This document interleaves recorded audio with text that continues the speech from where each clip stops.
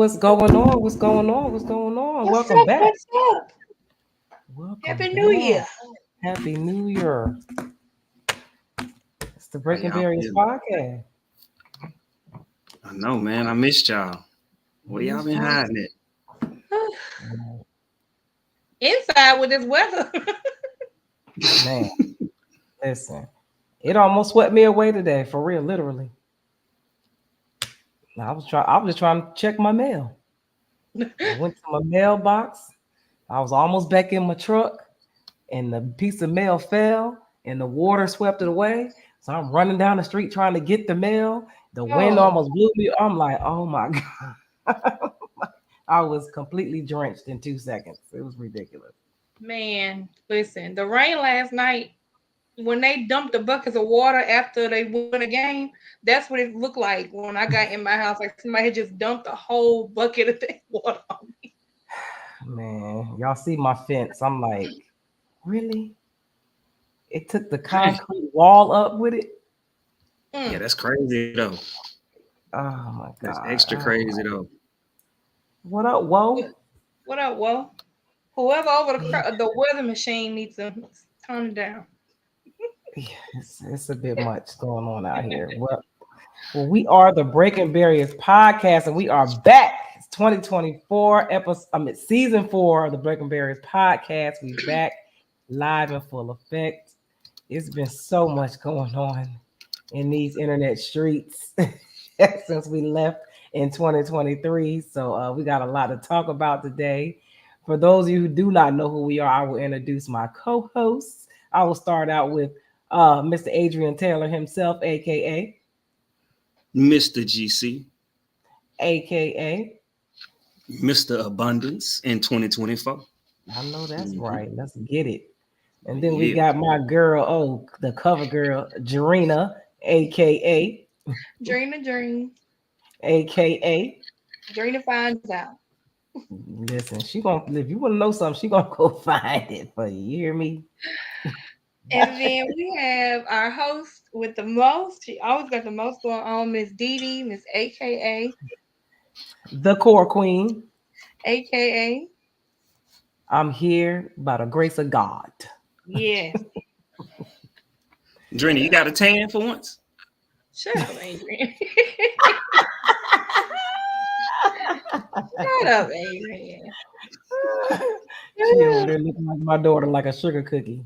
Oh, it's a rough month. Hey, These, but when they the color of a sugar cookie, that's when they done got a tan. You feel me? oh, Lord. Look. Listen, we got some stuff to talk about, y'all. We're gonna start with our trending topics, one that I don't even want to talk about. The NFL recap. Mm. I ain't even got my cup today. Okay, we'll save your peoples for last. Let's talk about Jameis. Let's talk about Jameis Winston and Listen, how he had everybody in an uproar because he scored a touchdown when they was in victory formation. Yeah, what was that about? so So yeah, okay, go Adrian, ahead. you tell it, Adrian, because you know better than me. You know the So lingo. You know the lingo better than well, I no. do. So apparently, Williams, they wanted to get him a touchdown because he ain't scored a touchdown. So apparently, when they got in the huddle, they said, "Well, you know what? We're gonna give you the ball. We're gonna make it executive. Y'all with it? Y'all with it? Yep, we with it. So we're gonna come up here like we in victory formation, but we're gonna actually hand the ball off so he can get that touchdown. And the reason why you don't just line up regularly is because the coach gonna call a timeout. He go, what? Hold on, what y'all doing? Right. What you doing? Victory formation. Why y'all finna run a regular play?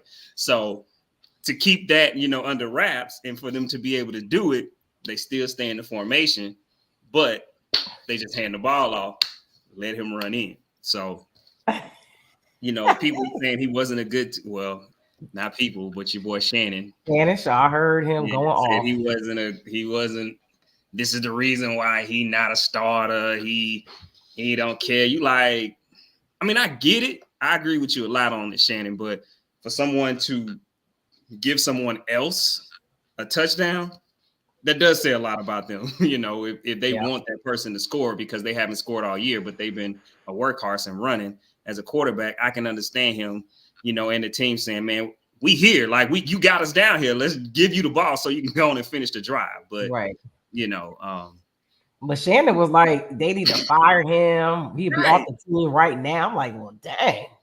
I would have jumped off sides and we would have backed up 5 yards. So it wouldn't have been no way that you could do it. You like, bro, stop. And why like would have did that, you would have been with it.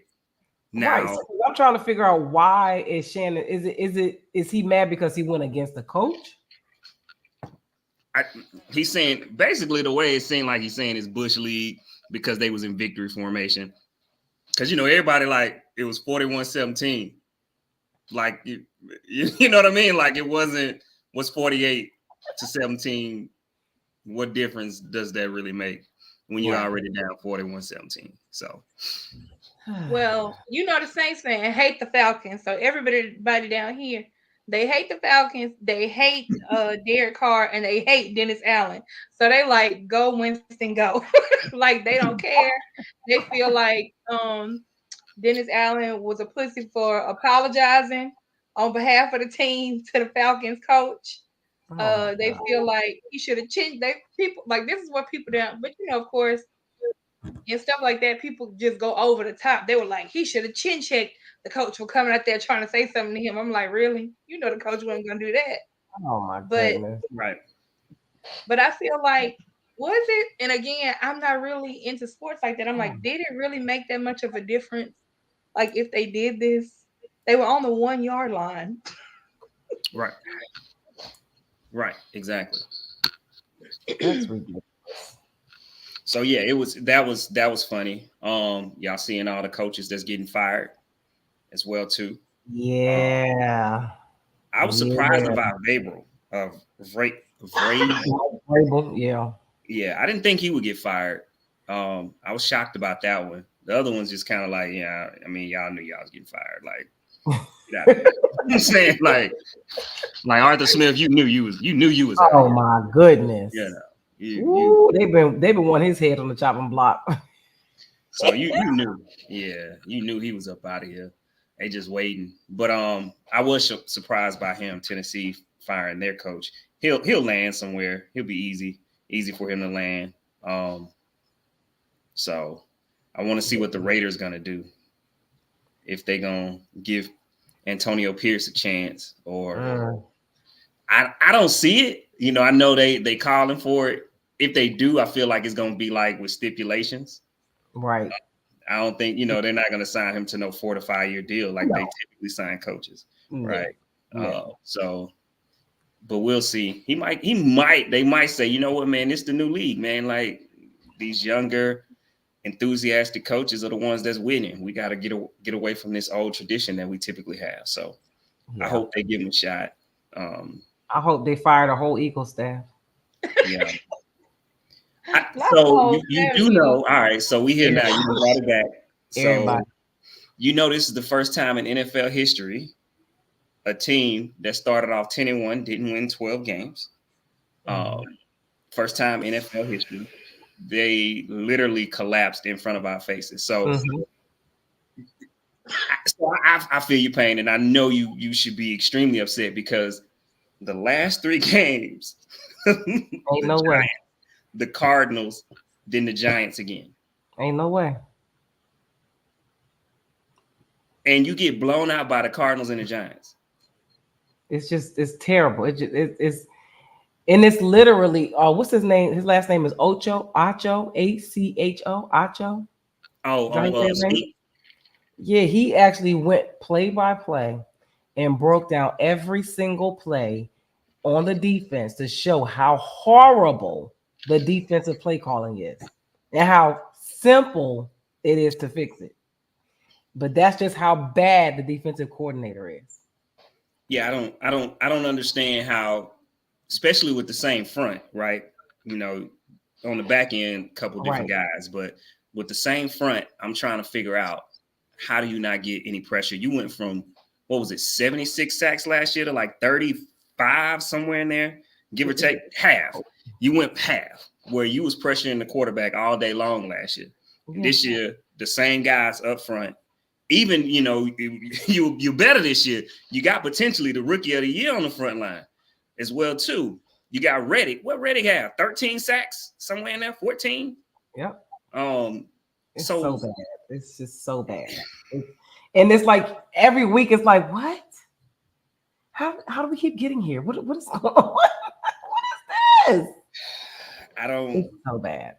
I mean, I mean, of course. Well, we said the last 3 games was gonna be pick'ems. So you want to say this Tampa game gonna be a pick'em this weekend, right? But I'm over it. I can't say the Tampa game a pick'em no more. Just forfeit the playoffs. They don't even deserve to be in the playoffs.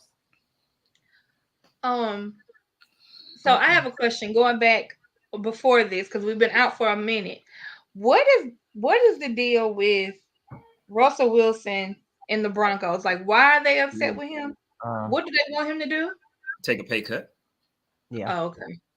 No, sir. I'm with Russ. Nope. Hell to the no. Fuck y'all. Even so, on the contract they already signed and want him to take a pay cut? Yeah. But like, why would somebody do that? Because that's what they do. So apparently, what around, and I'm glad Russell did speak about it. So this was way back, like around week 5 or so. They basically asked him to take a pay cut. I think after that they ended up going on like a 4-game winning streak still. So they were still like in it, and they like, yeah, nah, we can't. So it's because it's a little bit of both, right? You want him to take a pay cut. You're not gonna win the Super Bowl this year, so it's like we can't let you finish out this league and somehow we make it into the playoffs, right? Because then now it's like, dang, how we gonna keep asking for a pay cut? That so it's like, how can we ask for a pay cut? And if you do possibly get hurt, then we stuck with this money. So it's like a lose-lose situation because you're not gonna win the Super Bowl this year, and then there's that possibility that he might get hurt. So it's like, you know what, we just gonna bench you. I don't care because Russell been playing solid this year. Last year I could see it, but this year he actually been solid. So they just, but yeah, it came out. They wanted him to take a pay cut. He like, nah, I ain't taking no pay cut. So, I think they gonna evaluate the money that he, owed, guaranteed, because if he continues on his contract, so this next year isn't the issue. I think it's like they owe him 30-something million, but then the following year he would get like another 39 million on top of his salary, which is like 45 million. Somewhere in there. So it was going to be crazy that how much money they was going to have to pay him if he didn't take that pay cut. So he like, nah, I ain't taking no pay cut. Yeah, nah, we good. No, hell to the no. Well, what do y'all think about these folks? They done trolled these people to death. To death about this baby. And now they revealed that they actually had a baby boy. Halle Bailey and DDG finally revealed that they had a baby boy named Halo. That girl said, y'all gonna stay out of my business. Let me mind my business and y'all mind y'all. Like, she literally hid that pregnancy until she was about 7 months pregnant. Like, nobody knew until she was about 7 months pregnant. Yeah. That and she they was still was speculating. Yeah. Oh yeah, anytime she went out the house, whatever, any picture they can get of her facing forward or sideways, they were gonna post it, like trying to see what that body was doing. Like, clearly she don't want y'all to know. Social media really has a really big obsession with entitlement. Yeah. Pretty much. Yeah. It's like, she ain't gonna tell y'all nothing. But it's kind of like damned if you do, damned if you don't, because they want to know every aspect of certain things, because then on the other hand, you get people like Blueface and Krishan, and when you get overload, like you get to know every single thing. And it's like, so I think they don't know what they want. But that girl wasn't letting y'all know about that baby. I miss them days of not knowing the details, the everyday life details. I think that's what makes the weekend kind of the weekend. He's kind of one of the last people, and I'm saying of new age, because you got people like Sade that's still here. Prince, he wasn't really about that life either. But like New Age, he the only one. I don't even know if I've seen him do an interview. If he don't do interviews. And then you got others that pick and choose when they do interviews. But like, I don't need to know your personal life like that. That was what made celebrities back in the day, right? Yeah. They were literally untouchable. And now it's like, what? And now you can't even just appreciate them for their artistry. It's like now we gotta know everything. Right. Yeah. I don't want to know. You can't appreciate their artistry. And that's what it was really about. Of course we see like it was some crazy stuff going on, right? But we couldn't appreciate their artistry. Well, we can't anymore. Just that. Like, yo, entertain me. Pay for this CD or these streams, and I just want to be entertained. That's it. Yeah. I think that's what made like those biopics or documentaries and stuff like that so much more interesting, because we didn't know anything. Nothing. We would guess some stuff, but we ain't. So then we glued in. We like, oh shit, that's what was happening. Now shit, it play out every day. We can see it right now. I mean, we can watch it on Love and Hip Hop and all that. I think that's one thing. Like one part of the praise of Beyonce is because they know, like, if she puts something out, because they're not gonna get no words no other way. Like, unless it's something that she finna make money off of, she not finna tell y'all nothing. Like when she made that Beyonce album, and that was what was so fascinating to me, because like she had received some award, and you would see this is before the allegation, before they confirmed about the cheating allegation. People like the body language between the two of them, you could tell it's off. And I'm like, this girl made a whole album and video in the city of New Orleans, and nobody knew about it. Y'all don't know what's going on in her house. Like, this is crazy.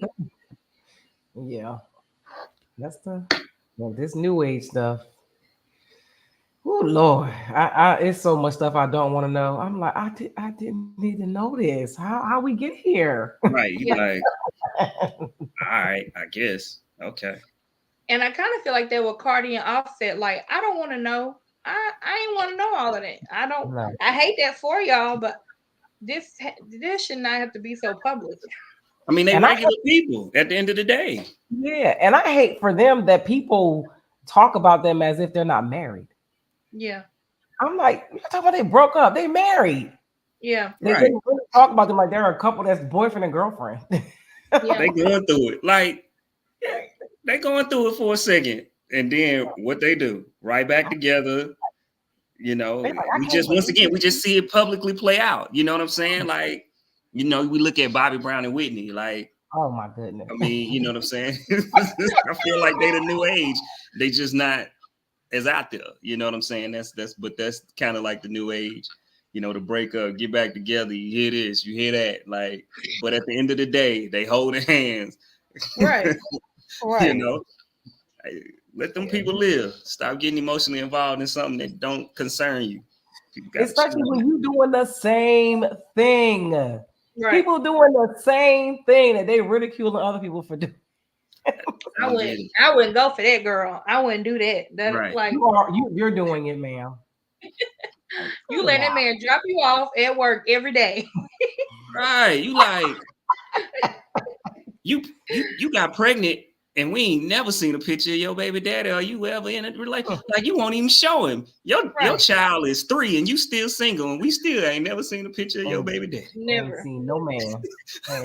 Have a seat, ladies. Have a seat. Yeah, I'm like, but social media, they really think they entitled to your business. They done harassed that poor little girl into like it was so bad that I think right after she had the baby or whatever, her and DDG was sitting at the table.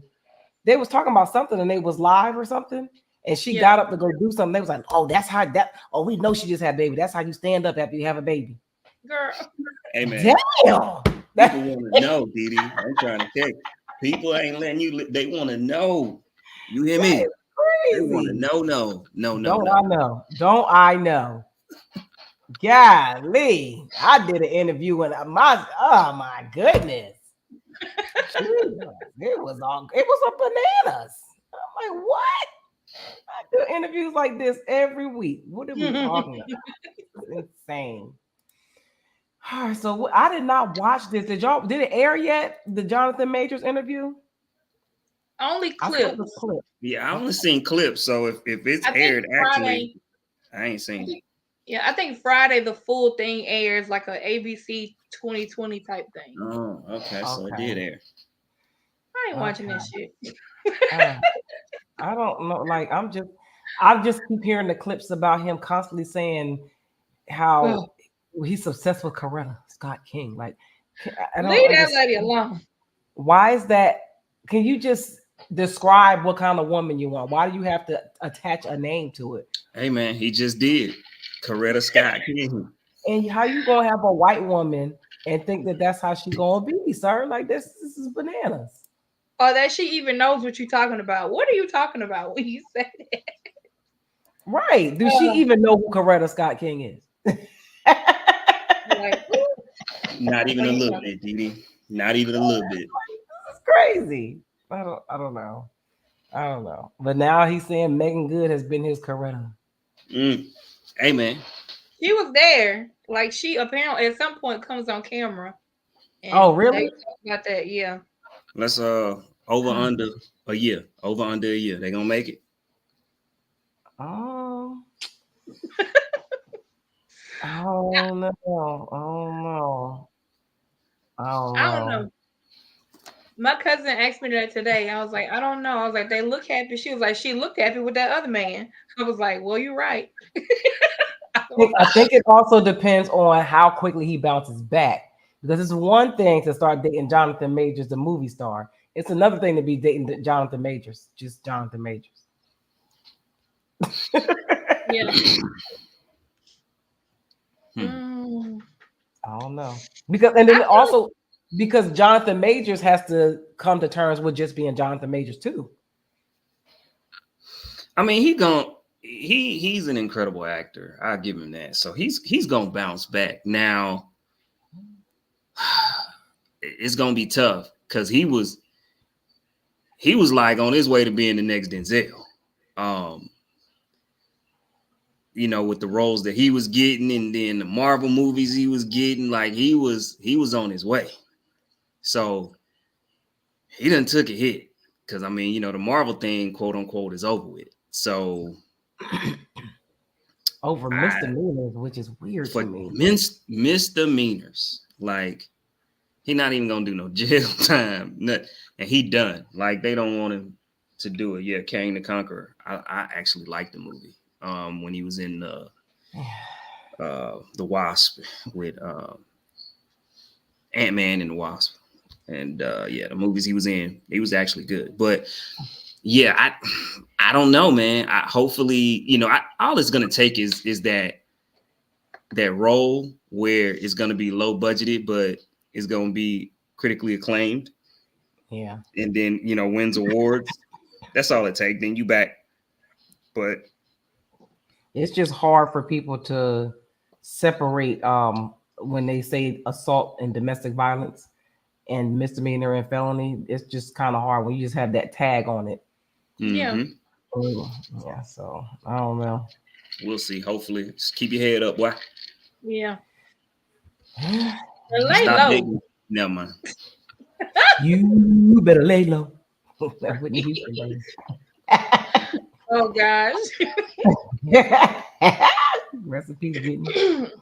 All right, y'all. We're gonna move into our icebreakers. What are you leaving in 2023? Them kids. Nah, let me stop. Well, hold up. Making babies. You crazy. I don't know. What are you in 2023?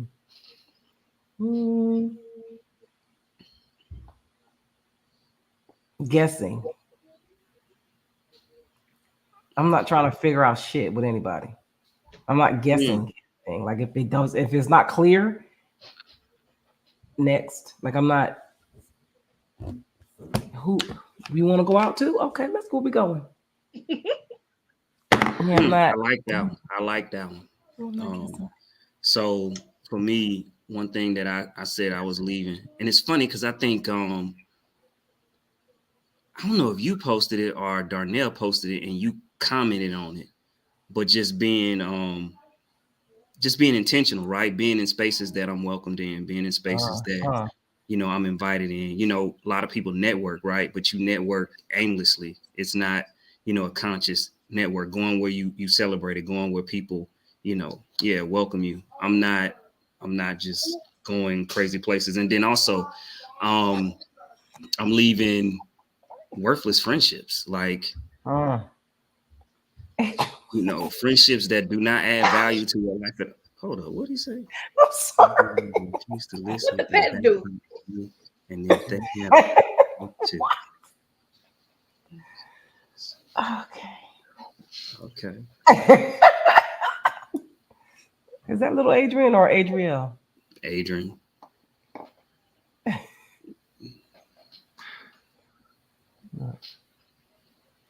They want to say, hey, show your face. Adrian. You trying to hide. Right. How you acting like your brother? That's what your brother do. Say hey. Say hey. Nah. Yeah, I like that one. Worthless friendships.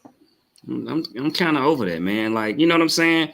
Because I don't know about y'all, but having friends that we don't even know what each other do. Like, we don't even know what each other's side hustles are. Nothing. Like, we not supporting each other.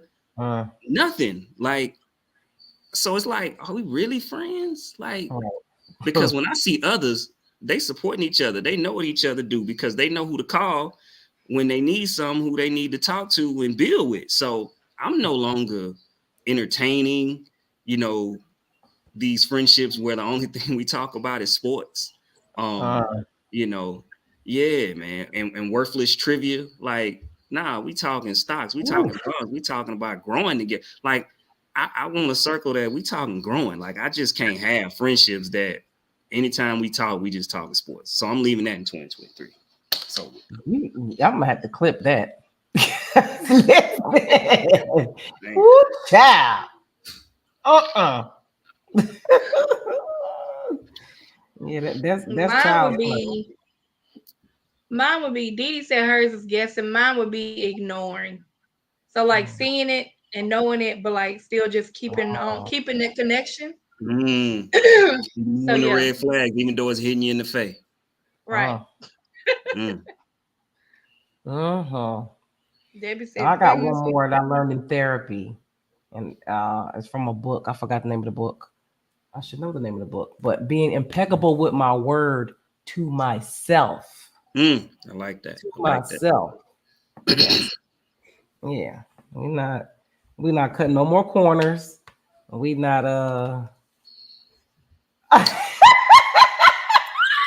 Debbie said pregnancies. Thanks to me. Thanks to me. I ain't dealing with y'all too today. Thanks to me. I want to see a thank you in the chat. I know that's right. Yeah, a thank you in the chat. You are crazy. No more giving the benefit of the doubt. You come correct or you get the hell on. I thought you was going to say no more giving something else, but because what was. Oh my God. I'm a born again. What are you talking about? Like, all right, so the last icebreaker is going to wait a minute. Debbie said we sure would have had another like I'm 25 or something. Hold yourself responsible. Yep, absolutely. To my word. It's all on me. So this next one is going to be a setup for our first main topic. So we've had this topic before, actually, a few months ago. So I just want to run it back. There you go, Erica. Anyone willing to pour into you? Ain't no pouring into them. They got to go. So I want to know who is on your Mount Rushmore of comedians. Stand up, right? Stand-up comedians, not actors. Stand-up comedians. I want to see if I can find my last list when we did this. Do I have it? I don't think so. No, well, it definitely was a main topic on what date was this? November 1st, 2022. That's when we did this topic. That's crazy. Wow. Yep, November 1st, 2022, we asked this question and how things have evolved. Because, I think back then they were beefing. These comedian dudes stay beefing with each other. Wow, they stay beefing. Let me write mine down right quick. Mount Rushmore. So your top 4. They don't have to be in order, just your 4.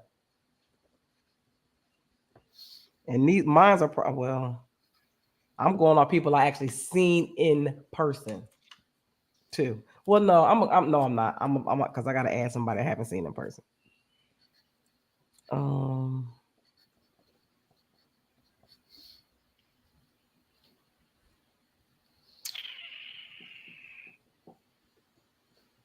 I feel like there's always gonna be the people that supposed to be up there. Like, like with hip hop, like people gonna say Tupac and Biggie, like they gonna have those people on there. You crazy? Mine's probably not. I don't know. It might. All right, I'm ready. What y'all got?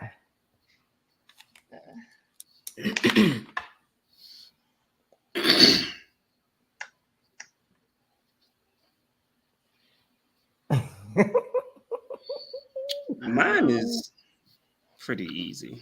So who you got, Adrian? So, and I guess we can tell our list and then kind of get into the whys afterwards. Because I think that'll be a great conversation segue as to why you picked it. But mine pretty straightforward, pretty easy.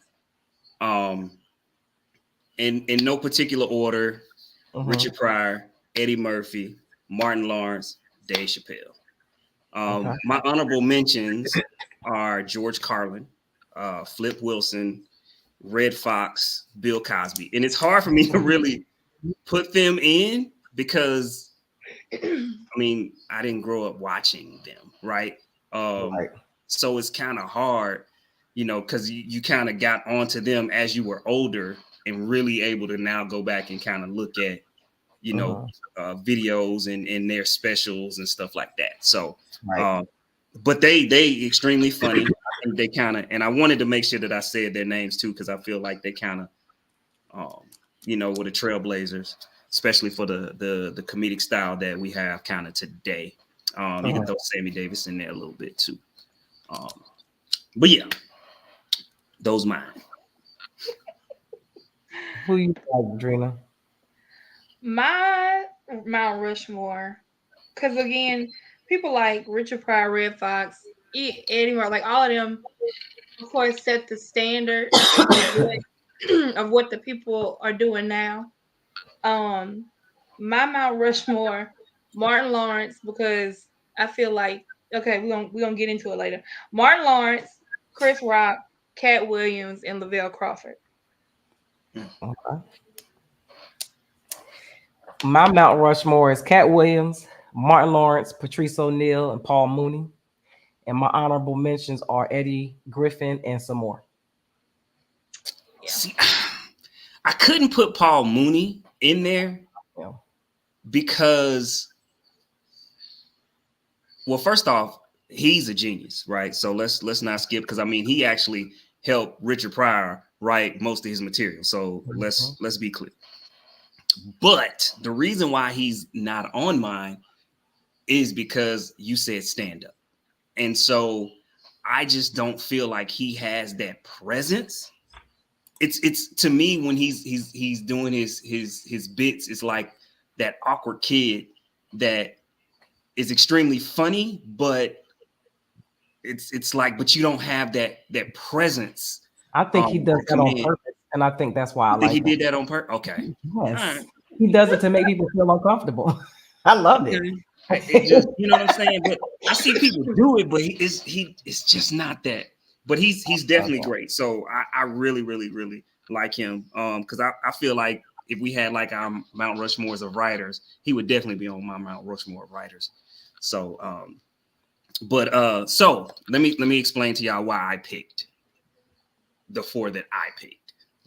So when I look at comedians, right, I feel like these comedians did something different and better than the other guys, right? So when I look at Cat Williams, the reason why he can't make my list is because Cat Williams is like R. Kelly.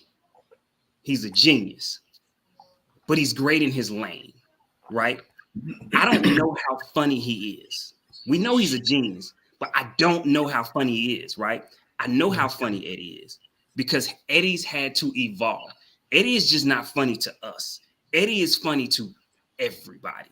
So the people that's on my list are funny to everybody. They had to make a transition to be funny to everybody because they got that big, right? And so that's the reason why. And even as they transition, they still maintain their funny. Some people make that transition and they funny isn't as funny. My guy, I like him, but Kevin Hart, I feel like he has to like he finds his footing to where it's funny sometimes, but then you like, I know they love you, right? But it's kind of like, do we Kevin love Hart you? is not funny. I We felt talking like about stand up. We just talking about stand right. up. That's That's what I'm it. saying. I felt Kevin like Hart wasn't on your list though, was he? nah. I was just Oh, I throwing it thought you out was there. telling us why your list was funny, or why the people you liked on your list. What I'm saying is, well, my whole point was I feel like Kevin Hart hasn't made that transition to where he's able to keep both sides of his funny. That's why that's why he can't make my list. It's because now he's funny over there. You see what I'm saying? He's just in movies now. It's not funny. He has stand-up specials too. And they're not funny. I never really thought, of course, like I think I've seen 1 or 2. And after the second one, I was like, okay, I don't need to see another stand-up. And I'm from Philly, so if I'm saying it, I'm like, He got a couple that's funny. He got a couple, but as many as he has, right? Which is what, about 7, I want to say, that he has. Probably like 3 or 4 are like, okay, yeah, those were hits. But yeah, you throwing people out there like, yeah, he's solid. Tracy, I don't like. I think Tracy Morgan irks me. You can only take so much of Tracy Morgan. Yeah, I can't deal with Tracy Morgan. He aggravates me. But yeah, so those are the reason why they on my Mount Rushmore, because you put them in any situation, they gonna be funny to any and everybody. They were able to do it on a big scale, big level, super funny. I think for my list, it's just people who right. He cool. I feel my list, as far as stand up, is people who have like had me in tears crying. Martin Lawrence, You So Crazy, is still one of the funniest stand up comedy hours you ever gonna see. I mean, and there's so many portions of it that you are still relevant to this day. Cat Williams, I saw him in person, and like the next day, my face hurt from laughing so hard. I think that was the Pimp. I saw him the Pimp Chronicles, and the one right before that. It was like in the 2008 election year, because I remember he was in Mississippi, so white folks was getting up and walking up out of there. Lavelle Crawford is hilarious to me. The comedy jam to his stand-up and everything. And I feel like I used to be so excited to watch a Chris Rock stand-up, like Bigger and Blacker, like all of those that were on that HBO. Was killer. I seen that in person. Fire. Yeah. Fire.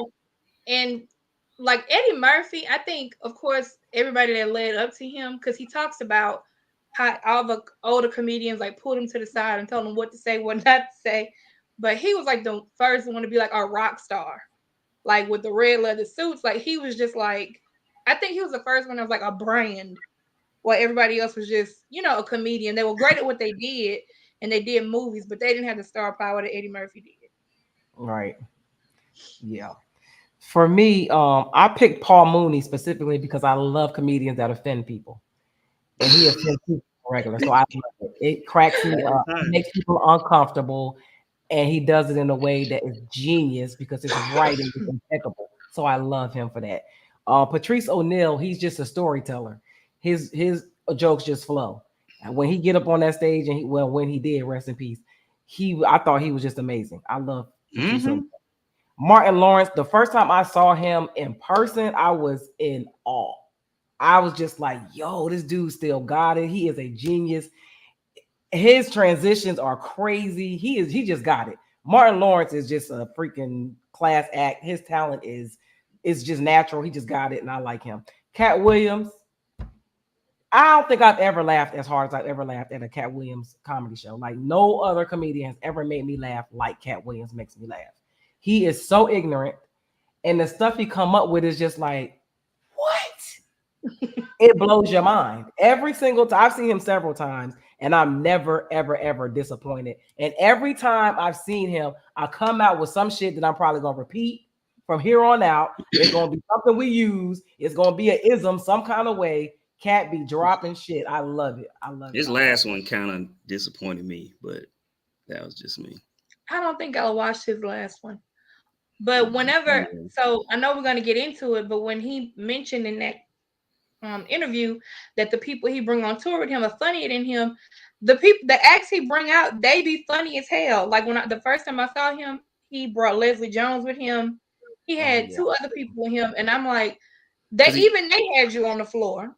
Like it was They crazy. usually have Red Grant, right? Typically, Mhm. he brings Red Grant with him. He usually hosts his shows. Lunel used to tour with him.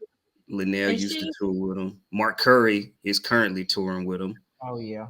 Um, yeah, Red Grant, Mark Curry, and somebody else is be touring. Consistent. Like I'm saying right now, but like you said, I mean, it's been a lot of people.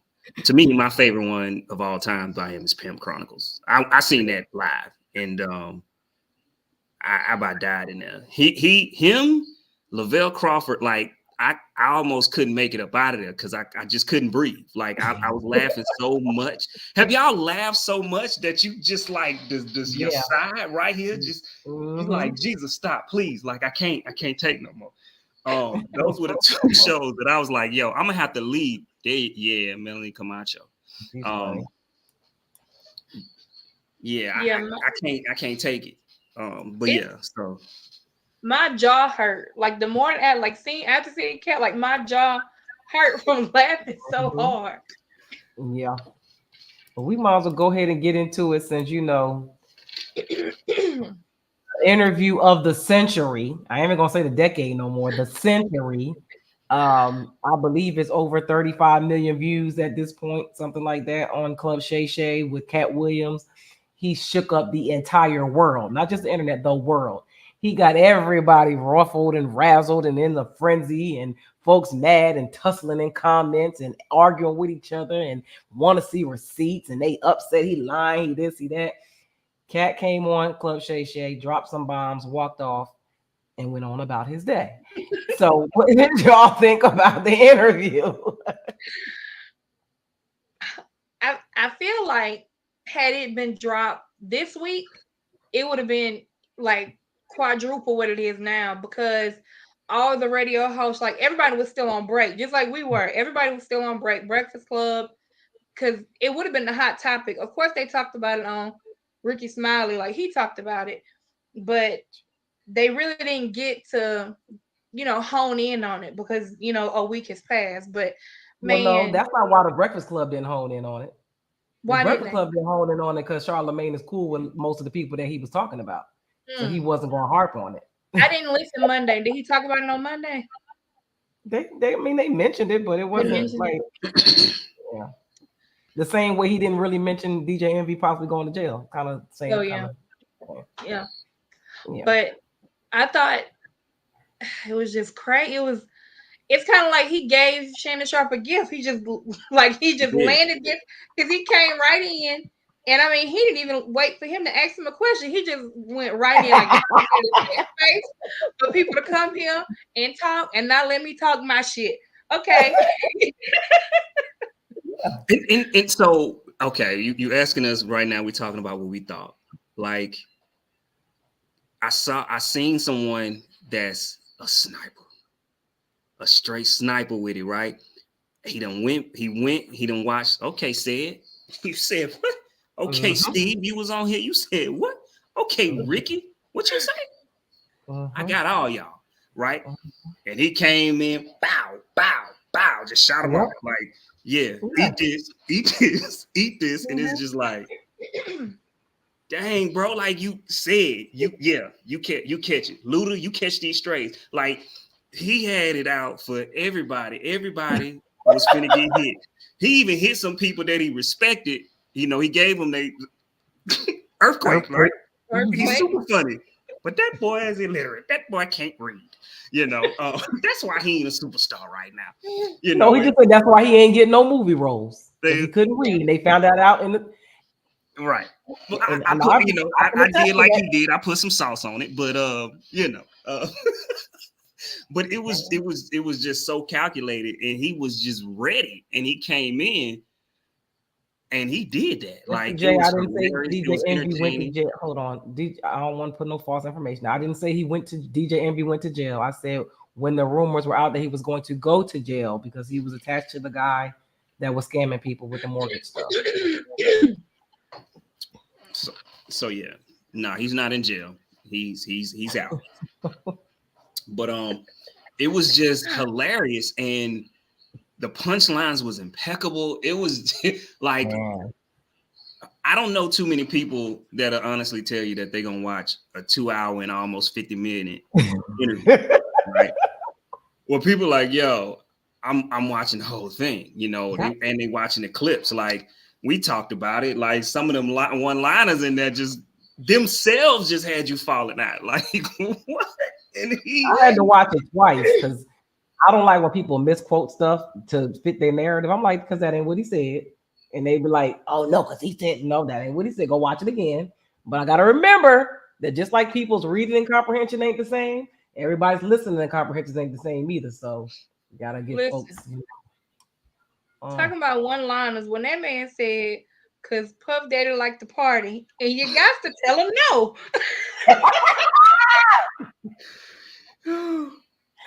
Man, and you know, I just really wanted to get out there that people have to stop acting like, because I heard a lot of men saying, oh, he just tearing brothers down, that's some whole shit.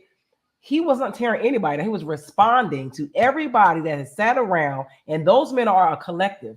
They run together, and they all have been teaming up on him for years, actually, and saying stuff about him, and he never said anything back. He just let them assassinate his character over and over and over again, and he never responded. And so they were like, well, he was talking about people's wives. He was talking about this and that. And well, this man apparently has adopted 7 children. Y'all have said over and over again that this man smoked crack. He snort cocaine. Do you know how much in jeopardy that would have gotten him if he's adopting children?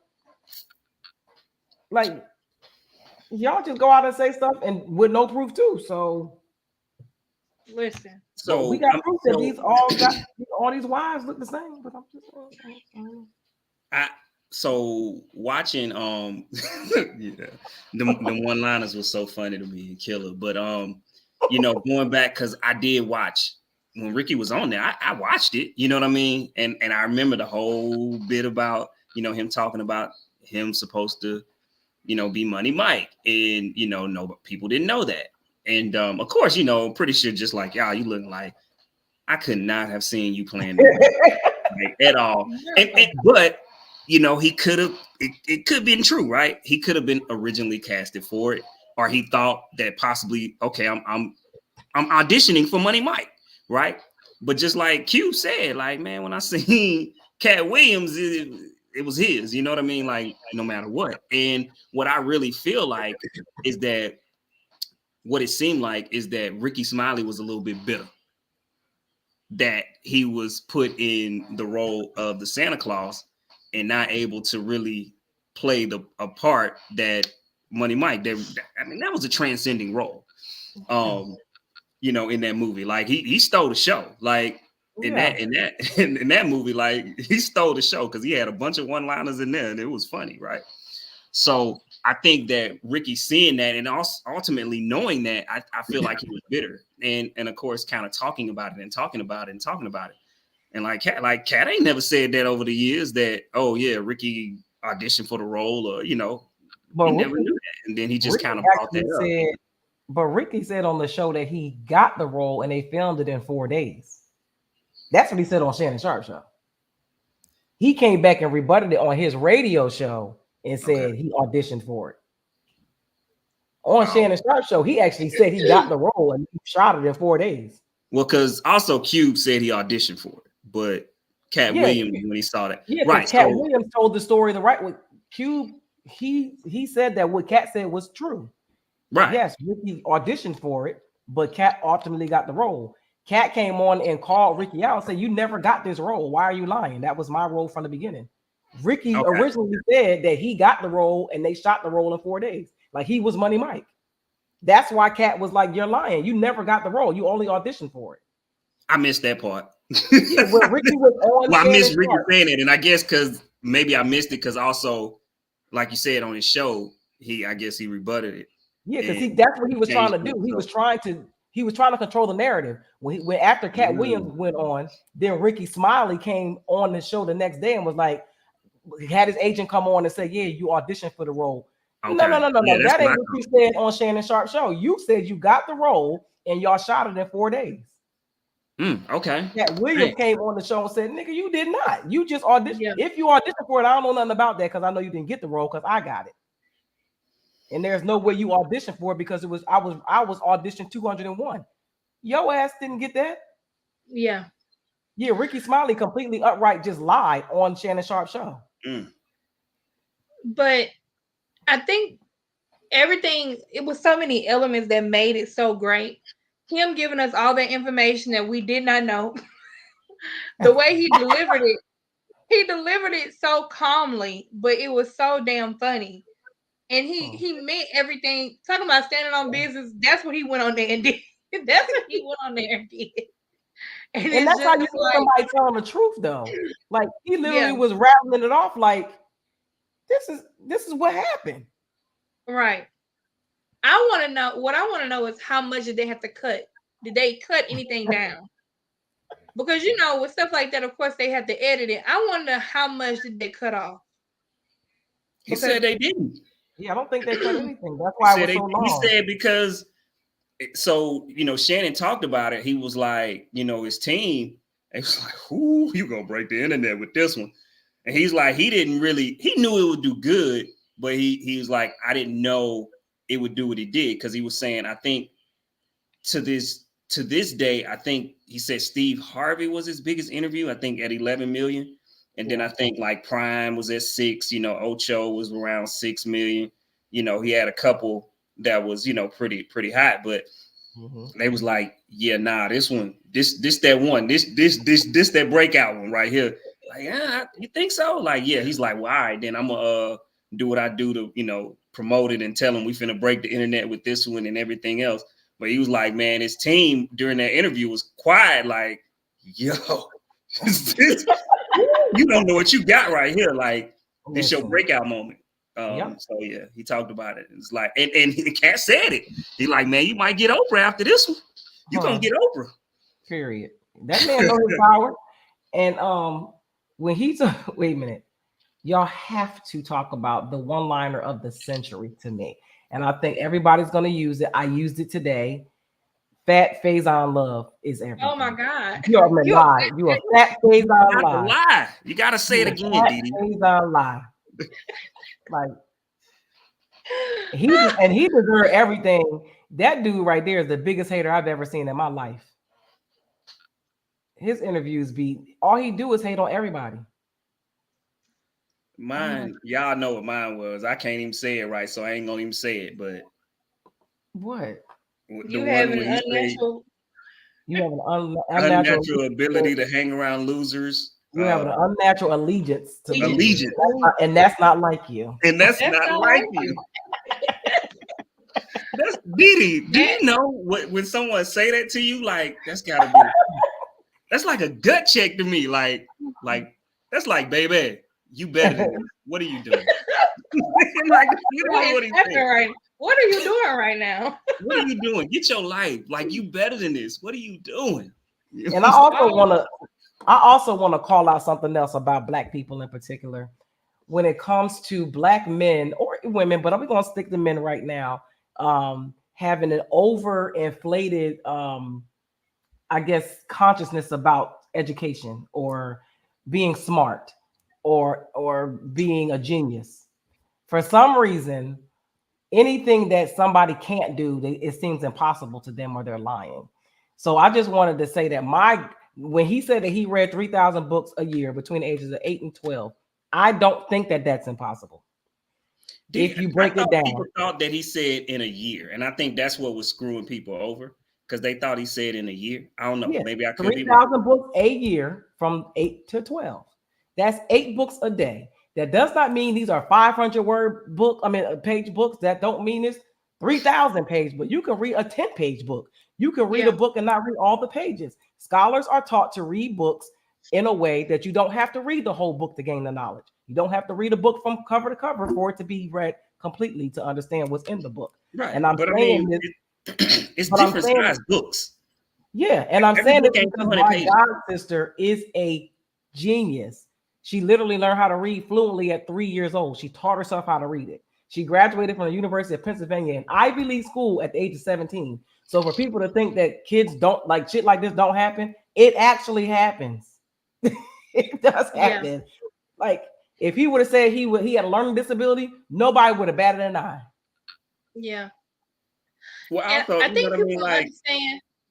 Yeah, that's why I said, like, I mean, I think because one, people go to like, so he read all these books and he read, 200-300 page books. I think people automatically go to the extreme, right?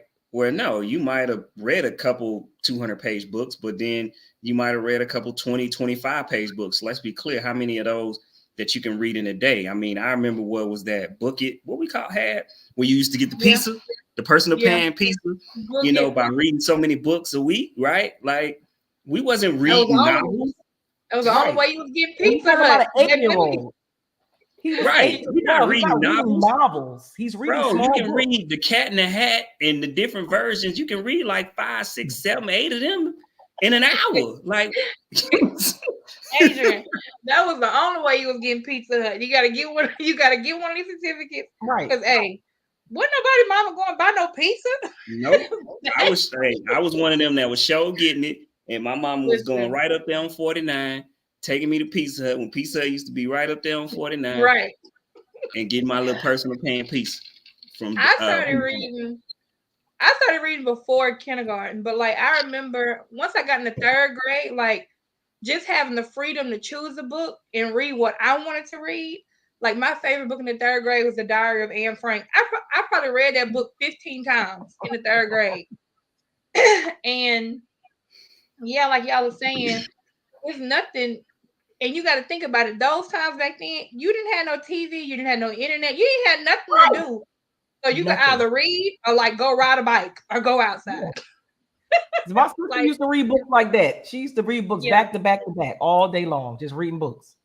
Yeah. And we read at school too. Like we would have, we had, reading time where we were able to, read. Because that's when we was also able to, get caught up on them bookets, to get them certificates to get that pizza. So when I had downtime, I would read. So, you know what I mean? Like people automatically, like I said, go to novels and freaking 200-300 page books. You know what I'm saying? I typically read the novel types, right? 4 to 5 books a month. And we talking about those 200-300 100-page books. Right. And you got a whole family, job, and all. got a full life out here in these streets, right? So, yeah. That's why I'm like, people that's just, I was saying people that were thinking that he was lying just don't like him. Yeah. That's all. They just don't like him. So no, I think it's probably they probably don't like him, but I think people also they don't read like that. And they don't know how to read. They don't know how to read. It's a large majority. I had no problem reading in class, homie. Yeah, because I could read good. I went to church and they made us read in front of the church. So we had to read Sunday school every Sunday, so that was part of it. And we had to read out loud every Sunday. And you had to explain what it is you was reading too. So then when you went to school, it was easy work. I really think that's what hinders people from not understanding how to read because of the comprehension part. Because right now in schools, they teach they want you to read. They're not teaching you to comprehend. And that's why I'd be like, what is the disconnect? How don't you understand what is going on? And it shows. It is showing. Yeah. We got to do a better job with knowing the level of reading that our kids are on. Yeah, I had no problems reading out loud. Like between, like you said, going to church, reading at church, and remembering, speeches and all that. By the time you really start reading in school, like that was good money. I ain't have no issues. For me, for reading, we never have to read out loud at church or anything. But my thing was, I have really bad secondhand embarrassment. So if I knew it was somebody that was going to get called on that didn't know how to read, I would volunteer because I don't want that person to be embarrassed because I know they can't read. Oh my God. Yeah, that comprehension is killing people right now. I'm telling you, it's killing them. Yeah, it's killing them. Wow. And then look, so then your boy go out and he proves how fast he is. He's 52 years old. I'm sure the only thing he had access to was the gym at Memphis University of Memphis. So he goes and he runs. Everybody, oh, that ain't 40 yards. I don't care how. I believe it's 40 yards, but whatever. Y'all go outside and try to just flat out sprint right now. You go. Kevin Hart just did it a couple months ago. He pulled everything. Like people don't understand how hard it is to flat out sprint. First of all, that dude, Cat Williams, is fast as shit. I told you when I seen it, I was like, "Yo!" For during this 60, I'm like, he moving. Like, is he running a 4.2 right now? Come on, no, but he moving. Like, so when I seen him run, I'm like, take 20, 25 years off. He might, what I'm saying? Like, he might. The movie clip they showed where he was running. Man, that dude fast. ATL when he was running ATL. That's what I'm saying. Like, I totally forgot about that. But yeah, exactly. Jay Craig. Listen, I gotta warm up 20 minutes before I even attempt to do a sprint. Like, remember he was running at the end. He had to run at the end of Friday after next too. Whenever they let Damon go, right? And the girl, that dude legs moving. That dude is fast. I told you, I ran with my son team, man. I felt okay after I finished running with him, but that night, my check engine light was on. You hear me? The first time I tried to sprint over 30, and I didn't realize that I couldn't just go and sprint. Oh, that hamstring was like, whoa! I was like, whoa! Wait a minute. It's over with. Struggling. One other thing about the interview, a lot of people were coming at Shannon Sharp saying, "Oh, he's not a good interviewer. Like he let him run the conversation." When you got somebody coming and talking like that, you don't stop them. I'm not gonna stop this show. More. Right. He dropping gems in here. You like, let me pour you another drink. You want another drink? Right. Let me pour you one. Please. We say, I had one sip less than you. Yeah, that was legendary. That is going down in the history. And the funniest thing of all, everybody that has came out and responded has not said that man lying about nothing. No. One other thing. What the only thing I think that I've heard really well with two. Ludacris Like, But cause he's not in the Illuminati. Of course, he's not going to. no, not that. The whole Oh. cutting the hair off thing. Cause Oh. That was a in part of Fast and- Illuminati. huh? That was a part of him being a part. That was the Illuminati initiative. In the Fast and the Furious, he didn't have his hair cut off. So you know, he had his sideburns, he had his hair. So that, and then But that was because it grew back.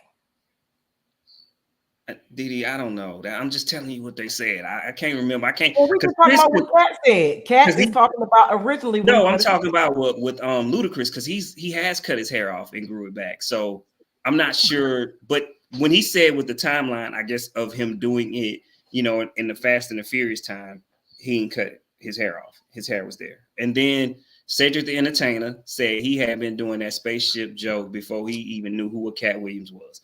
That was the only full out rebuttals that, even though there was actual proof. I heard. Hey, you just said nobody refuted what he said. I'm just telling you the ones that did. It was very far in between. So we just know he put a little sauce on it. But the crazy part about said is that ain't even the only joke that he stole from comedians.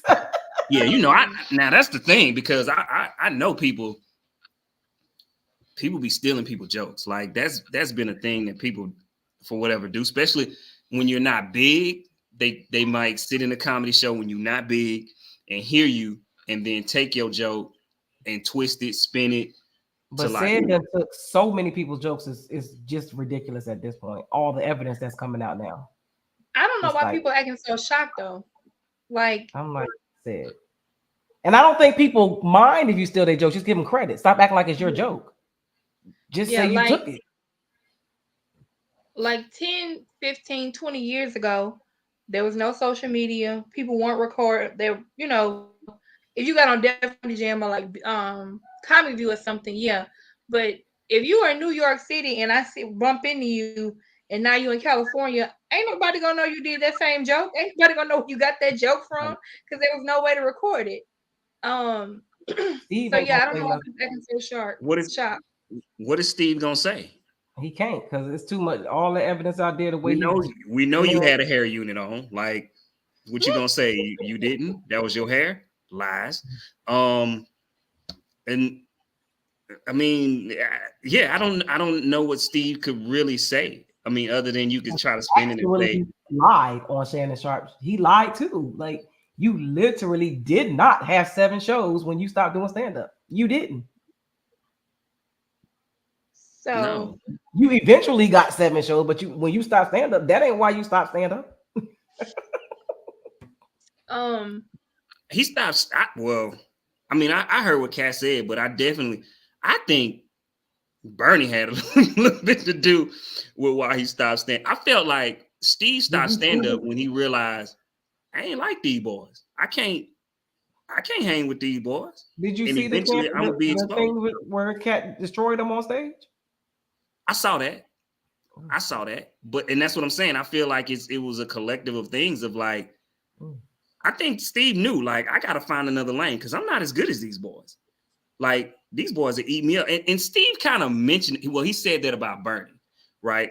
I mean, he never said that about Cat, but he was like, yo, trying to follow Bernie? I can't do that. That's why I had to go to host. That's why Steve went to hosting the Kings of Comedy, because it was his show. It was his show. He was the headliner. And then you trying to walk out there after Bernie Mac. Like, I can't do that. No. So I'm finna host. So I think that's what I think. I think personally, yeah, I think that he realized, like, man, these some dogs. I need to figure out where I can fit in at. Where I can be a little bit more churchy and friendly, like, my comedy, and be more of a household thing. Because he couldn't hang with them boys. That damn Cat Williams said, what did he say about his wife? He said that he told him, he does this on the speech where he was like, my wife is the reason why I'm here. He said, you said that with the first wife. And I said it with the second one. And she acting like a man too. I'm like, oh my God, yo.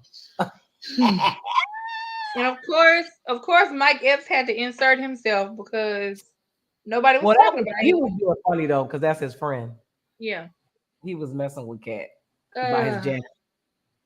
Oh yeah, that was what Mike like. Dang, you couldn't just say something about me bad. Yeah. Man, I need some Everybody press. want What to do you say? I got a comedy special or something coming out. Like I need this press too. Everybody well, want to. when Adrian said he came out shooting, it's funny you said that because DL Hughley, on his tagline for the week, he was like, "It's 2020, the first week of 2024, and we already had 2 massacres." And he named like the first shooting. He was like, "And the second one happened on Shannon Sharp show." Look, it said. Look, I just looked it up. It said 39 million views in 6 days. That's crazy. Crazy. That man doing music video numbers. With a 2 hour and how many minute interview? Right. And you know Cat Williams will be in Charlotte on the 27th. I think it's sold out. He had to do another show in March. Come back in March. I said that's crazy. Oh Yeah, God. he did his thing, man. And you know, let's talk about, you know, he did shoot up some people, but he did, you know, give some people their flowers as well too. Speaking of Bernie, you know, he gave Bernie his flowers, right? Mark Curry, big time. Mark Curry, big time. You know, gave him his flowers.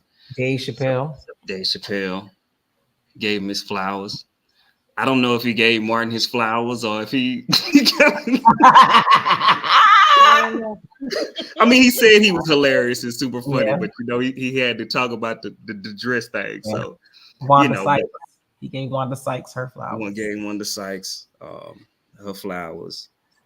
But yeah, so he did, and then also I feel like him not saying things about certain people was also giving them their flowers because he literally came at the comedy heads of today. So if he felt some kind of way about you, he threw you under. He gave the young comedians their flowers too. He gave the young comedians their flowers. I thought that was dope as well. 85 South, just hilarious. He said, well, he named the 3 of them individually. DC, Young Fly, Chico, Carlos. And it was one other one I felt like, did he say Desi Banks or am I making Desi Banks? He said, and just hilarious. He gave Nick Cannon his flowers, of course, because he, you know, got him on the shows and stuff. And he also he shouted out. I thought it was a great plug when he shouted out pretty much trying to hold the government, whoever, accountable about teachers and not paying teachers and not doing what they need to do for kids too. Yeah.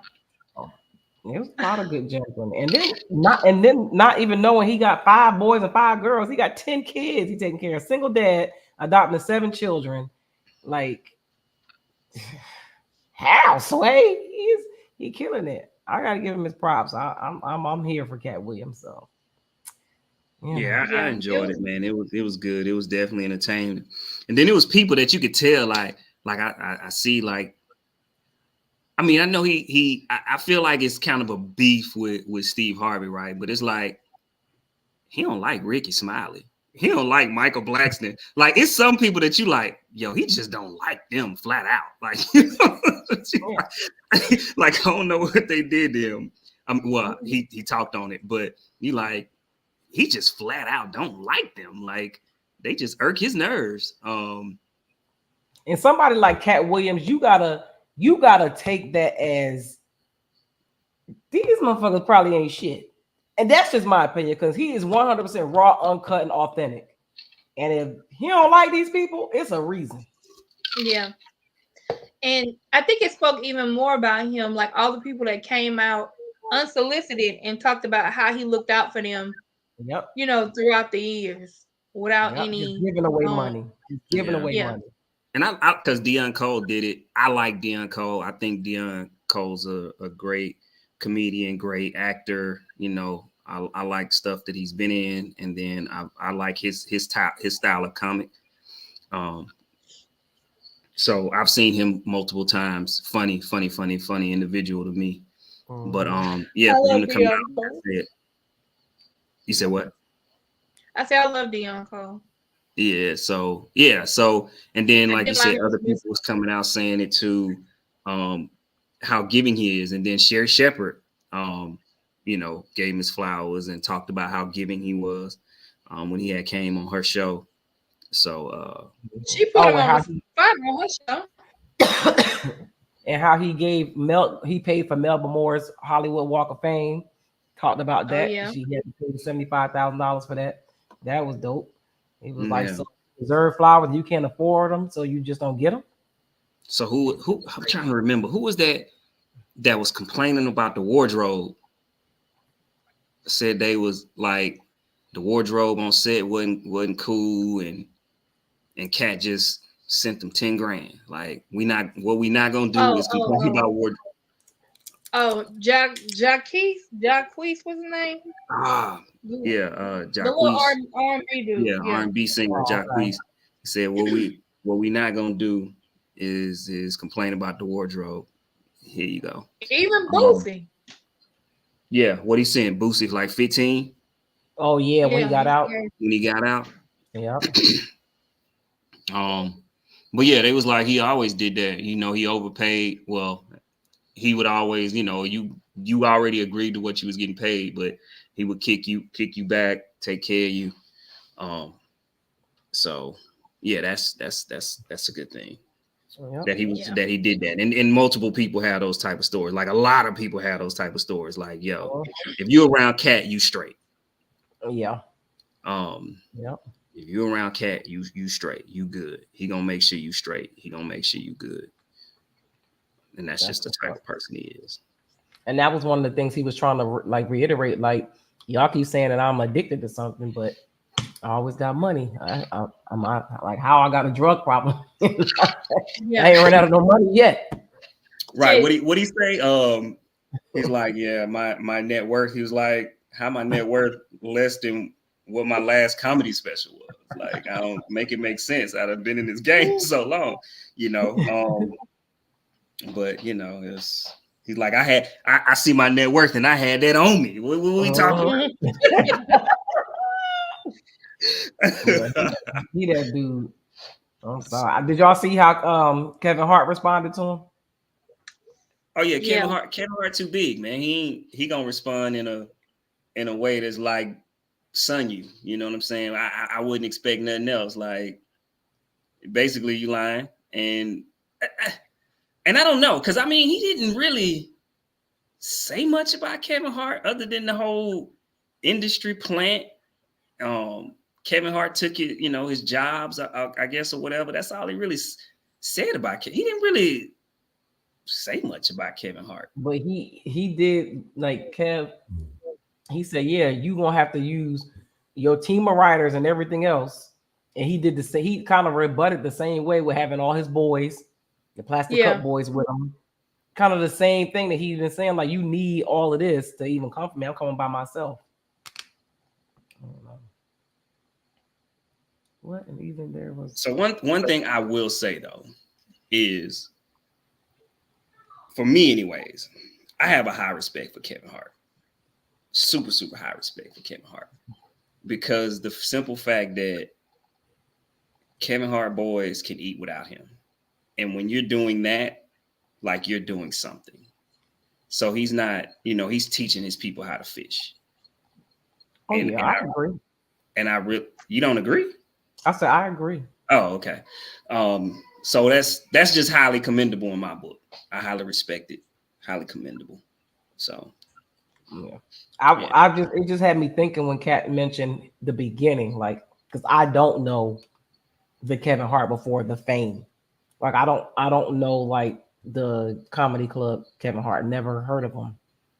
East Coast. I mean, he did a lot in New York. So, and this was the thing. So listening to the stories, like, he talks about, being with Bill Burr and, Patrice O'Neal, hitting the stages with them and them being being cool, especially on the New York side. So that's another thing, of course, the East Coast got its own, as so does the West Coast. He made his grind on the East Coast. So No, did he come up in the West? No, he didn't. He came up in the East. But everybody don't just have to, I'm going to the West Coast. Some people are found on the East Coast too. And I don't. That's not what he was saying. Cat Williams was saying he's never heard of like Kevin Hart being in like grassroots in comedy clubs selling them out. Like he just showed up. I don't know if you heard that, but once again, you heard. I heard Charlemagne like that's a lie because he sold out Caroline's plenty of times before he was big. Caroline's is a fucking big place to be to get booked there. You don't just start at Caroline. That's what I'm saying. So before he was big, he was doing New York. Like he was running New York before we knew, quote unquote, who Kevin Hart was as far as the movie guy. That's what I'm saying. He was. Huh? I think the first time. If you're talking about Caroline, like that's not where a starting comedian could get. You got to know people to get into Carolines and get up on their stage. You can't just go to Caroline. But you see videos of him doing stand-up, and then what I'm saying is it's a whole grind. Just because we don't see your grind, I didn't know who Cat Williams was until I seen him in the movie. But that don't mean he ain't grind, he ain't do his thing. But we're talking about comedians who are saying they've never seen him in comedy clubs. Right, but that's what Cat Williams said. But I just told you, Bill Burr said he came up with him. Patrice O'Neal, well, he's not here to say that, but Bill Burr, Patrice O'Neal, like these guys were quote unquote came up together, and these comedians are telling stories together of how they were struggling, how they was coming up, and then eventually going to the next level with their comedy. You said Bill Burr? Yeah. And who else? Bill Burr, he said that because him and Patrice O'Neal was super close, but it was him, Patrice O'Neal, Kevin Hart, and but you just said Bill Burr said it, right? And then you said Cat Williams said it. So you're saying not one person can't say one thing, and then you're saying, but one person can say one thing. No, I'm saying Cat Williams is saying that the way Cat Williams said it was Kevin Hart went from this no-name guy to being in movies and basically he was an industry plant. Like they found him and he did it. Like he didn't grind, like he didn't do shows, like he didn't blow up and become who he was. And I'm saying there are people that saying no, he came up with us. Well, you're saying you said Bill. That's why I said who? You said just Bill Burr. No, I said he came up with Bill Burr, Patrice. I can't remember the names of the people that he came up with. But then even Chris Rock said he knew who he was when he was a young buck, trying to get into it. He ran into Chris Rock looking, for game. I'm just saying, I don't know who industry plant is and who's not, but I know industry plants do protect industry plants. That's all I know. Bill Burr is not an industry plant. I'm not saying he is. And I can't, and that's why I say I can't speak on Patrice O'Neal because he's no longer here. So Patrice O'Neal is not here to say, yep, me and Kevin Hart came up together, in the comedy circuit. But also I do know this, and I will say this. I do feel like Cat disdain for Kevin Hart is because Kevin Hart came into the game willing to work, easy to work with. Kevin Hart wasn't turning down the roles that was particularly for Cat Williams. Cat Williams was that dude. Let's be clear. Before nobody knew who Kevin Hart was, Cat Williams was that guy. Cat Williams was that little guy that was funny, doing everything. Kevin Hart was easier to work with and started getting those roles that Cat Williams was turning down. But I don't want you to say easier to work with.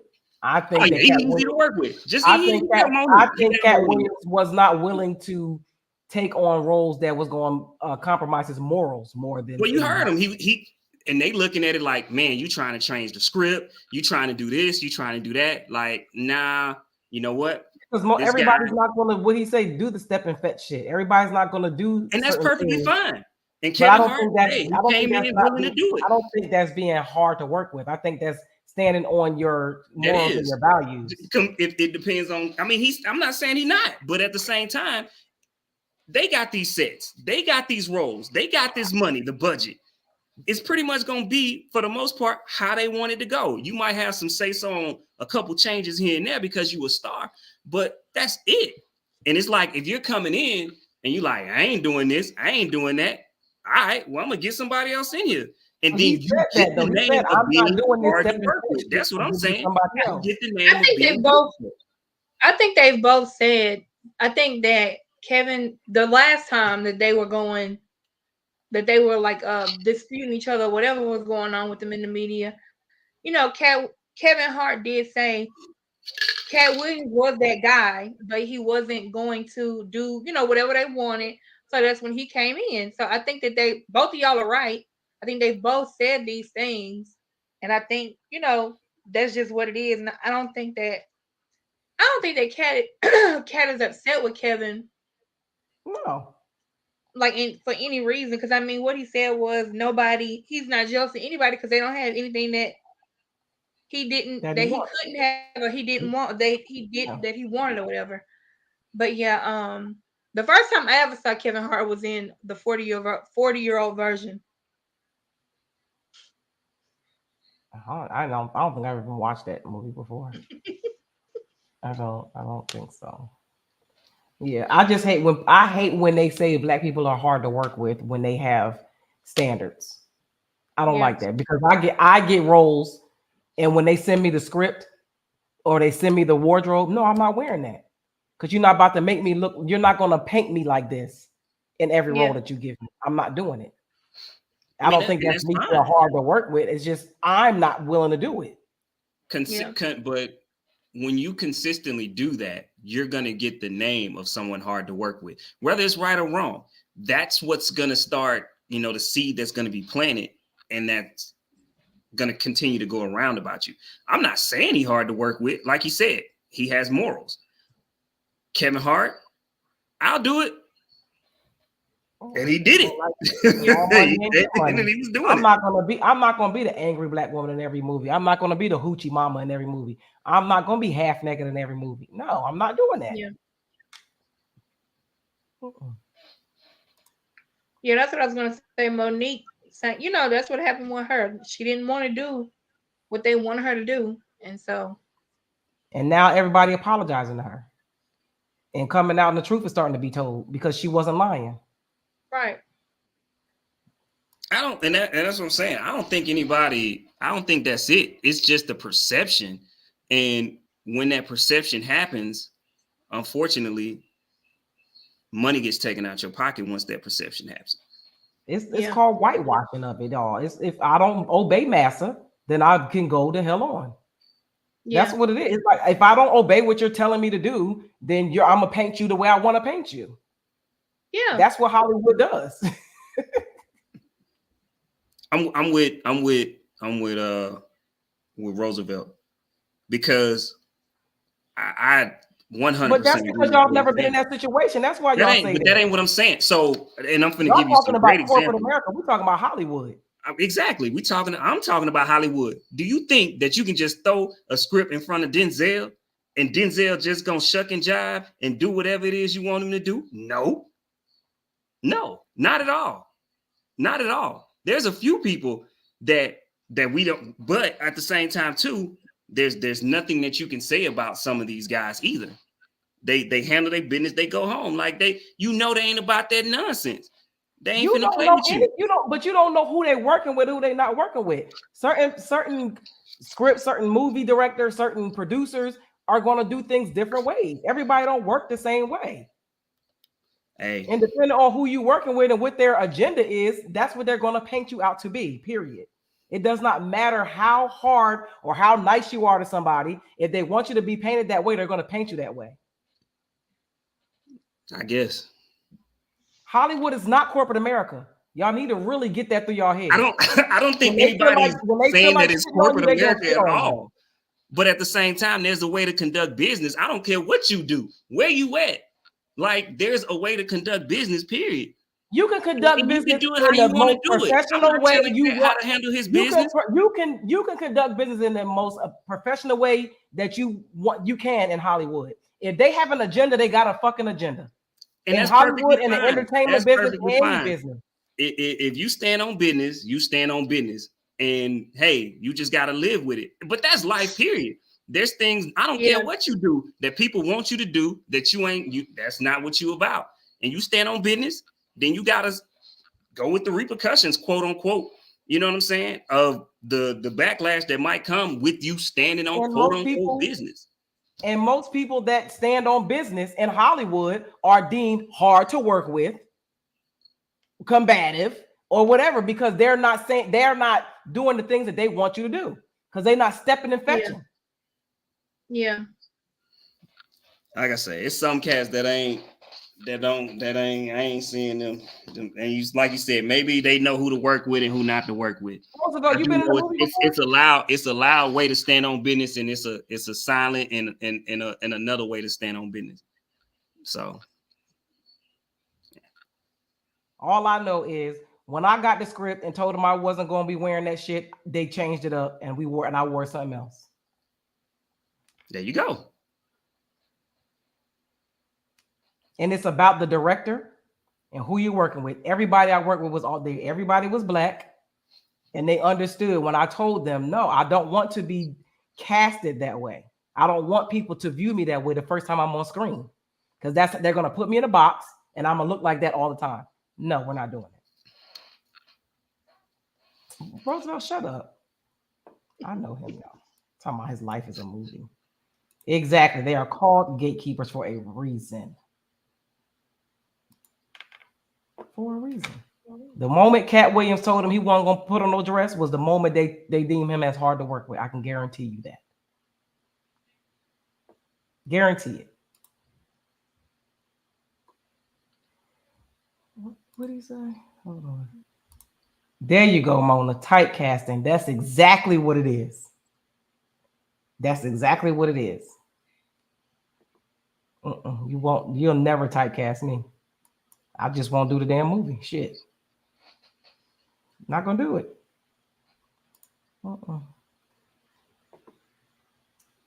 So what are y'all for the Breaking Barriers New Year's? I mean, what are we taking away from 2023?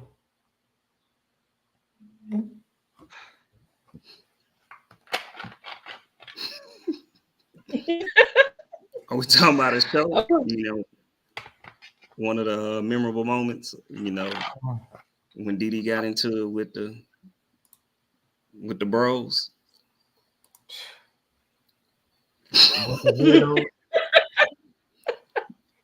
With the passport bros. Roosevelt, I don't know what you keeping it right now, my brother. You just talking. Yeah, which part are you talking about? I don't know. So yeah, when Didi got into it with the passport bros. I ain't getting into it with the passport bros. You talking about Beach Bum Bobby and Cal. The baby daddies. The baby daddies. You said Beach Bum who? What's his name? Beach Bum Bobby? Beach Bum Bobby? Yeah, something like that. Oh, that's what he had put on there? Oh, man. You talking about the baby daddies. Oh, the baby daddies. Okay. Yeah. It was different. Dang. Yeah, the baby daddies. Why they make them, oh, yeah, you're right. That ain't the pad. That's the baby daddies. Didi done got into it.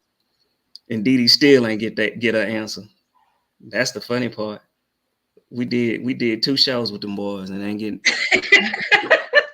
They still couldn't tell us why they was making baby mamas instead of wives. What can I take away from?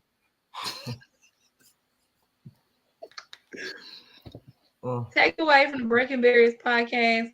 People will say a lot in your inbox and switch up on you when the camera comes on. They'll talk a lot of shit, but switch up on you real quick. What? No. Yeah. It doesn't matter to me what a woman's body count is. Yo, that's the funniest thing. That's when it lets you know, like, some people when they freeze up when they get in front of that camera, boy. I swear to God. Because they be in their inbox talking cold cash shit, and then get on here and get to talking like Poindexter, like scholars, but scholars that's they just, I'm great and life is awesome and The women that I date are just awesome. I've never dated a bad woman in my life. I swear to God. I know I told y'all that all these women ain't shit, but every woman that I've dated now is awesome. I don't like my baby mom no more, but she's still awesome. Like you like, huh? What? Yeah, they would definitely switch up from how to and they all say the same thing, right? Y'all know I don't have no filter. I'm gonna come. So is that cool? That's what we want, my guy. There was one show. I don't think it was 2023. It was a Didi, panel of guys. It was a panel of guys. Didi? Maybe. See, I don't know. Roosevelt. You know, he might. I don't know. I mean, he's married, so it depends. Because you know, some people gonna filter themselves if they got a spouse. So it depends. I don't know. It depends on what the topic is. There was a time a panel of guys, and Adrian asked what mattered, and they were like, one of them was like, looks don't matter, and Adrian was like, this is cap. What?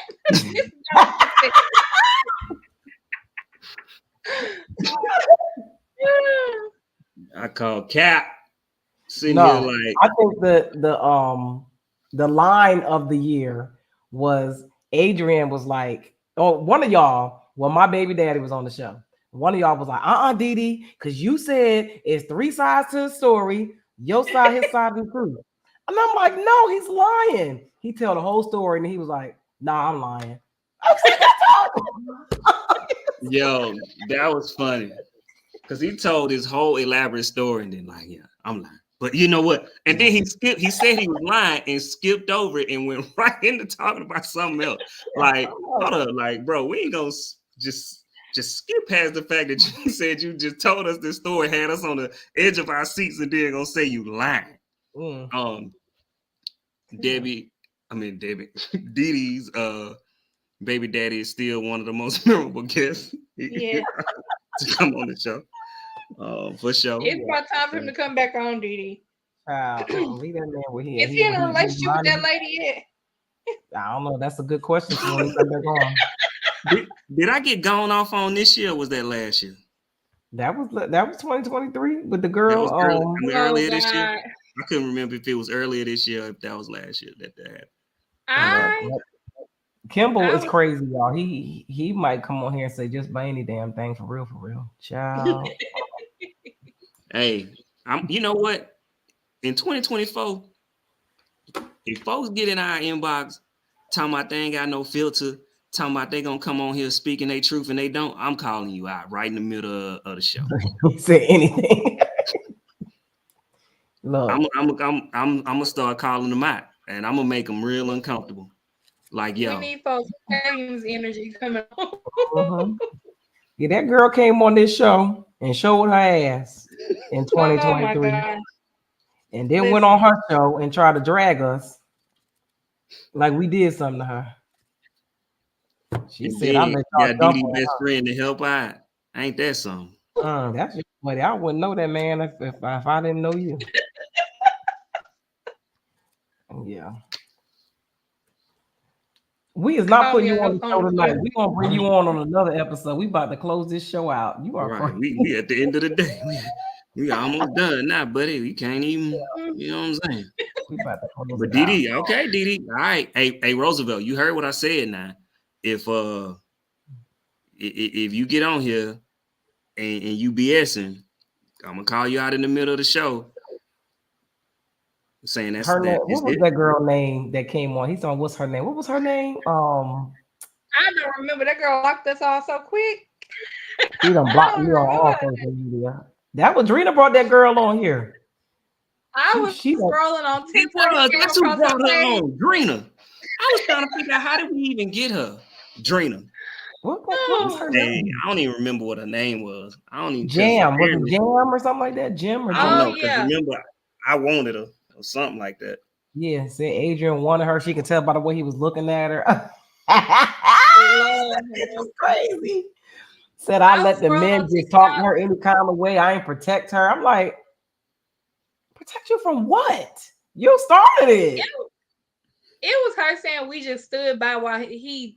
What you wanted us to say? He a grown man. What you want us to say to him? I'm And you just asked asking for one questions argument.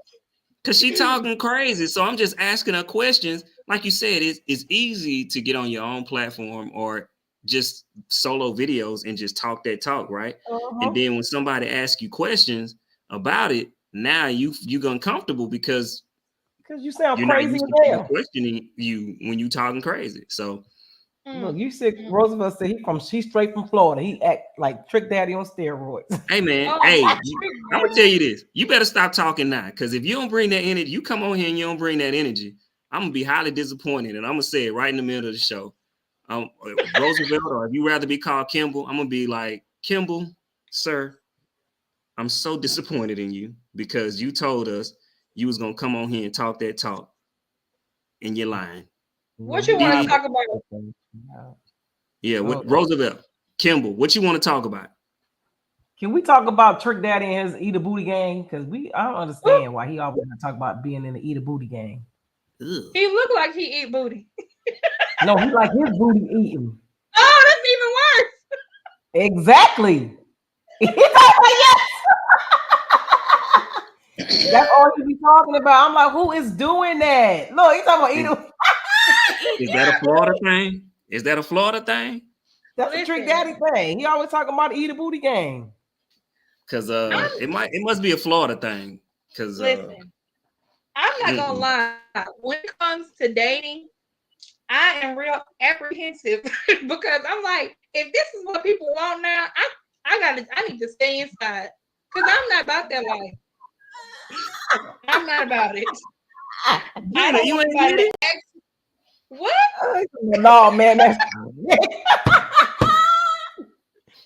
Drena, you gotta get you an old man. You gotta get you an old man. No, I'm not about that life. That's what I need, an old man. I don't want that. No. He talking about your Saya hat. Oh, yeah. Good. Yeah. Why is it a good job? What I do? I was black owned. Oh, because yeah, man. That's what you do, right? I try to support black owned, man, as much as I possibly can. Y'all is crazy. Yes, sir. I try. I think we talked about this last topic already. We did. We might have. What intentions are you setting in the new year? Hey man, yeah, we kind of talked about it. Like, so another thing is when we bring people on, like holding them accountable because they tell us they finna talk that talk and they get on here and they freeze. And you like, what? Like, and it throw you off so bad because they freezing so hard and they switch up and they become these model citizens. And you like, man, you've been talking that cold cash shit all the way up until we go live. Like, what are we doing? So, yeah. Yeah. My intention for the new year is to not get pregnant. No, I'm joking. That's always my intention, to not get pregnant. Well, we good on that, child. Listen.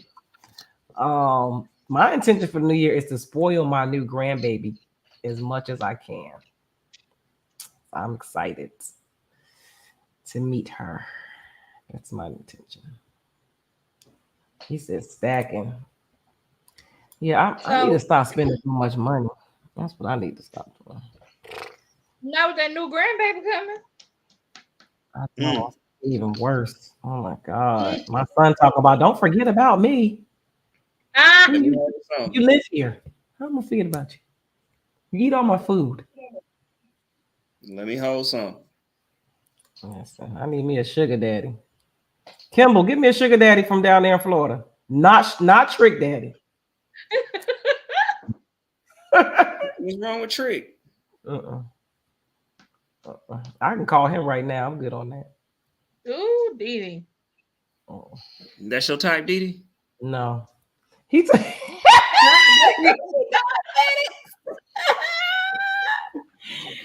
That means they don't want no sugar. Right. They want some. They just hard for them to get it. I know that's right. That's what's up. Yes, sir. That part. I like that. just traveling and having fun. I realized I have not. I don't know a lot about Charlotte because I don't go nowhere. Right. There's so You much to Didi, you do. don't be talking about all the restaurants y'all have or nothing. And I seen, Mr. Chime Time, he did a whole run through, Charlotte and that whole area with the restaurants, black owned and It's a stuff that they lot. got out there. Oh, Right. I went to one the other day. I went to get my Brazilian wax, and I was like, I'm starving. And I was in this Charlotte group, and they said something about this place called Soul Delish, SOL Delish. Let me tell y'all something. That's the best food I've ever had in Charlotte, hands down. Mm. Hands down, best food, black owned restaurant. It was amazing. I was like, y'all need to come outside more often. It's like, yeah, that's good. I'm gonna get out more. I've been getting out slow. Okay. Because one thing I realized, I'm sorry, y'all, but up north ain't got nothing on the south when it comes to food. No. Like, it don't. I'm sorry. It don't. People will be like, oh, we got this. You will find some gems, of course, but like, I'm talking about the overall consistency. Yeah. No. Mm-mm. No. You certain parts of didn't the see South. You didn't see how mad the people was that the people in New York that Keeley put them at the bottom of his list for the food tours. I believe it. He did a ranking of like all the places he had been, and they were at the bottom. He was like, "I'm sorry." Thank you, Kimball. I appreciate you. Thank you. Oh yeah, Didi, you 2024. Thank you. You got one 2024 coming should up. be yeah, I do. Saturday. I got my This Saturday? I do. This Saturday I have my second annual winter coat drive in honor of my grandma. Evelyn Joyce Legette, who just passed away this past Saturday. Thank God she was able to come to the first annual one. So she was there last year to see it in full swing. So this year we hope to get more kids out, have more fun, give out prizes, and we're going to do a balloon release right after the coat drive in her honor. If you're coming to the coat drive, please bring a coat for a child, no matter the size. Just bring a coat, and bring some white and purple balloons so we can release them in her honor. So yeah, it'll be this Saturday. Why have I been thinking this next Saturday this whole time? Because MLK snuck up on us. I don't know. I don't know. It is. Thank You're you. right. Man. Yeah. It is this Saturday. MLK Monday? It's next Monday. The 15th. No, it's this Monday coming up. Yes. It is. Yeah, you're right. Mm-hmm. Yes, it is.